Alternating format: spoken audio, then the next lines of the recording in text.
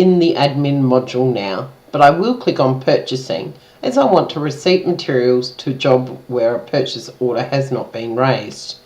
In purchasing, click the open to view the purchase order search window. Here we can search by a number of criteria. I could type Metro into the search for field as the supplier name is Metropolitan Electricity. My other option is to leave that field blank and click the Find button. This displays a list of purchase orders which can be sorted as you wish by clicking a column heading. For instance, I will organise it in order number or perhaps by date required to find out which orders are expected to be delivered in the near future. Perhaps use it as a reminder to call the supplier to check on arrival dates. I want to receipt order 59, so I highlight it and click the receipt button, or I could have double clicked on the order line. Enter the invoice number AS00123 and the amount of $1,000.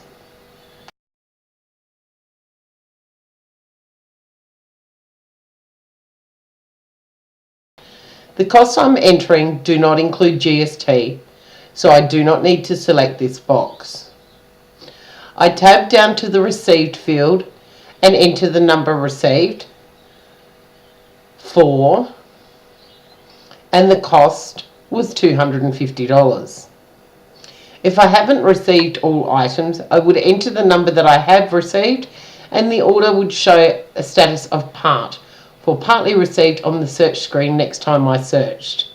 You can receipt the outstanding items in this type of order later.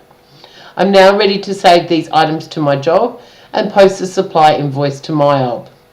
Click the Post button. It serves both functions. If you do not have the invoice particulars to hand, just the Save button is selected. This saves the items to the job for reporting in the Workshop Management module, leaving the posting of the invoice to be done later by clicking the Post button. This is the end of this video.